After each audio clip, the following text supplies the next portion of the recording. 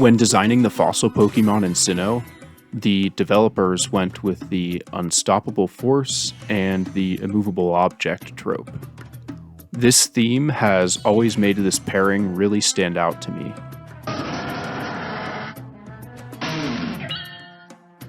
Also, this unstoppable force theme was very fitting in my hunt for shiny Cranidos, because that red color change could not be stopped. This was by far my luckiest shiny hunt and completely took me by storm.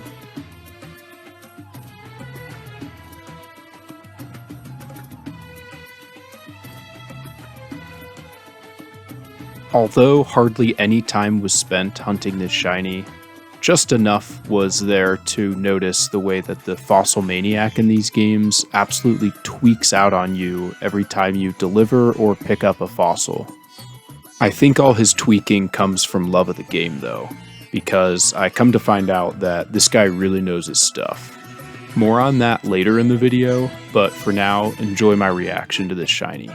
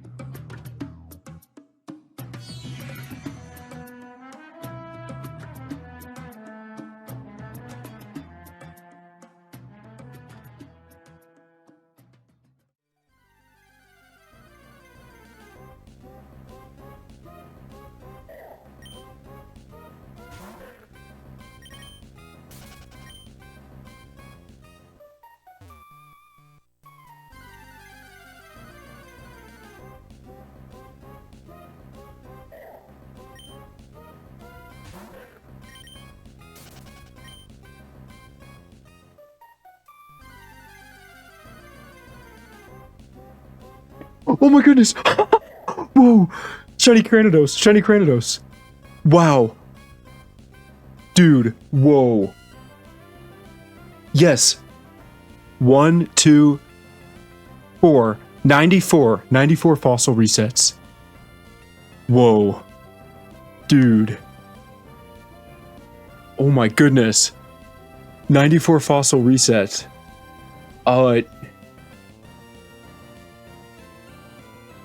Dude, anything but Makuhita. I swear, anything but Makuhita. Okay, I gotta save.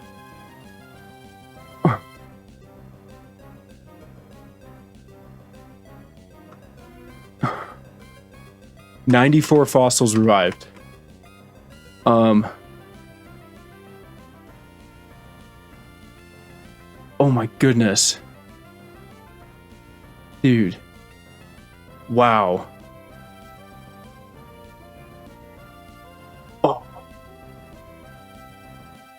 Wow, that is by far my quickest hunt. This platinum DTQ is actually so cracked. All right, what's everybody's nature guess? I was a noob and I accidentally peeked at it, just like scrolling around. So I know the nature. But naughty, timid. What else? Naughty, timid, gentle, humble, adamant, modest,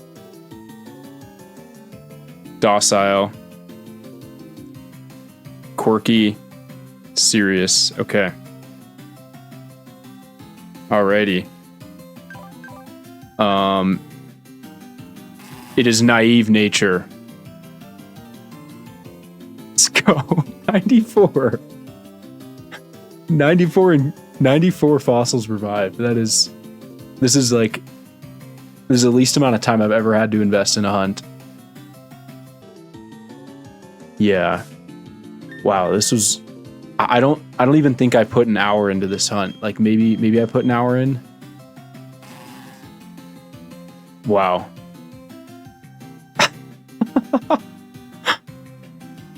Man, unbelievable. This platinum DTQ just... It is the DTQ that keeps on giving. There were a couple setup steps involved in this hunt before I could start reviving fossils, so the whole thing was maybe a bit more of a time investment than I was implying right after getting the shiny. First off, it did take me a couple of hours of grinding in the Sinnoh Underground, where I had to find 5 skull fossils. There's some excitement involved in digging around for treasure down here, so I didn't mind this too much. But long before all this digging took place, I had to make sure my platinum file would actually give me skull fossils. It comes down to your trainer ID number. If your ID number is even, the game will give you armor fossils. If it's odd, you'll get skull fossils. So when I first started this file, I had to set up an odd ID number. This made it twice as hard to get a cool ID number that I liked.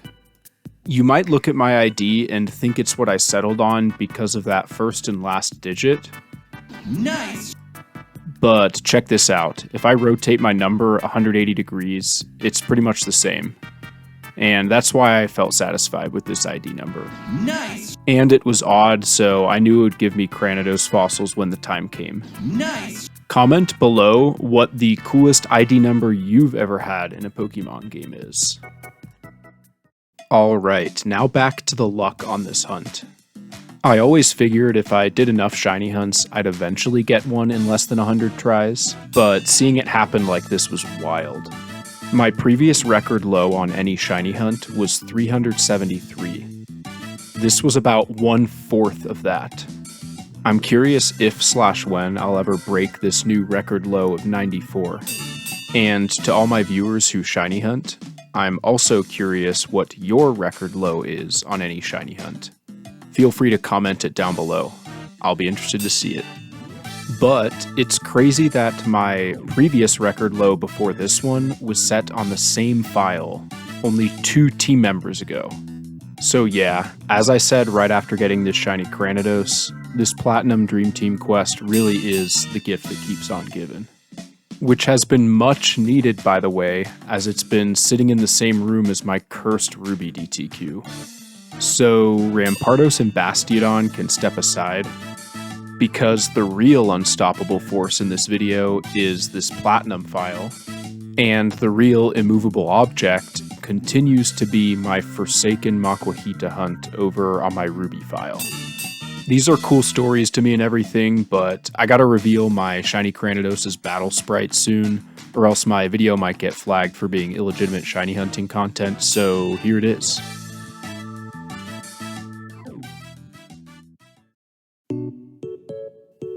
Has anybody else noticed that Cranidos' head pattern looks like the default male Mii character's hair? Because I noticed this one of the first times I sent this shiny out into battle, and I think the red color change made it a little more clear to me. Alright, now it's time to venture out with our newly acquired team member. Well, maybe not quite yet. I said earlier that we'd circle back to this guy. Take a look at what he has to say.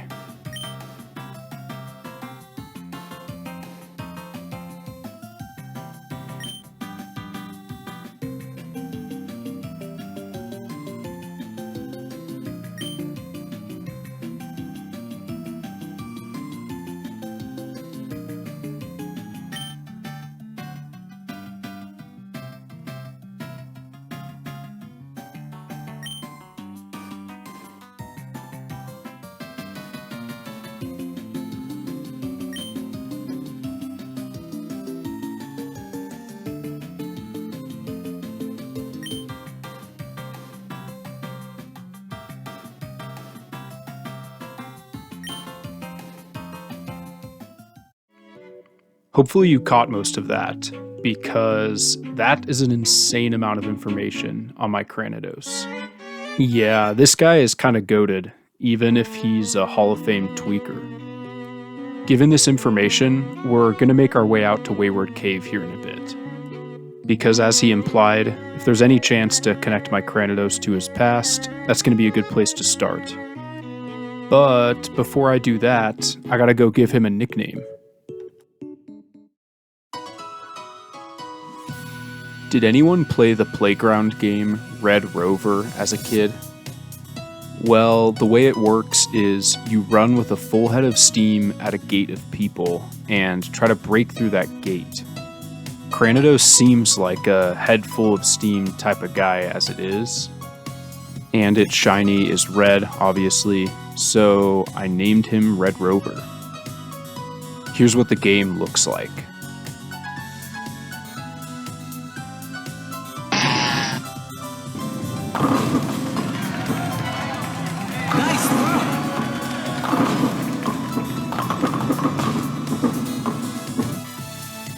Now we're going to Red Rover our way over to Wayward Cave to try to connect my Cranidos to his past. And on our way there, he definitely lived up to all that unstoppable force talk. Hiker Theodore tried standing in our way, but Cranidos was on an absolute mission to get to Wayward Cave, firing off some critical hits. This successfully rage-baited Onyx, but that didn't stop him from landing one more. We quickly made it up to Wayward Cave. And after a quick initial look around, this happened.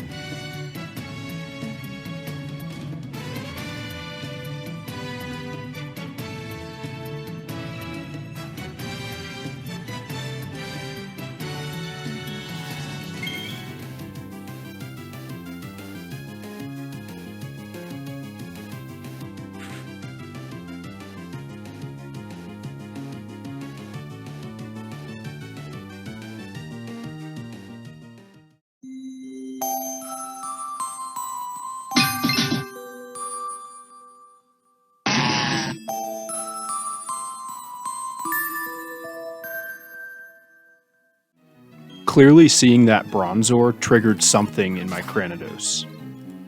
It's hard for me to say exactly what because I don't speak Cranidos, but I know someone who might. That's right, back to the Fossil Maniac we go.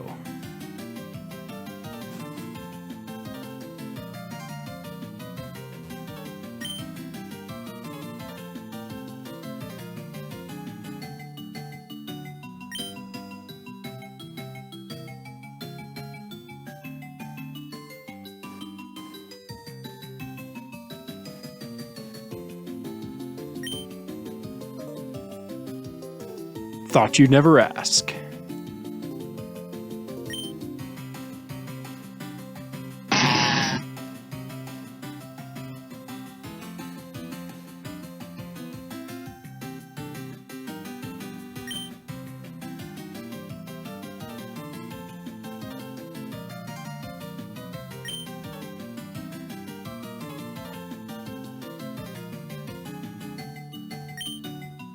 Once again impressed by his skills, he's not done.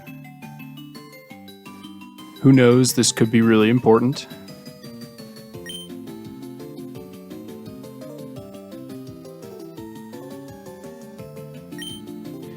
Looks like I'm gonna shorten out my thoughtful nickname, I guess. But I'll take his word for it because unlike him, I'm not fluent in Cranidos. But before that, I have to make something official now. I believe that a change of decoration is in order.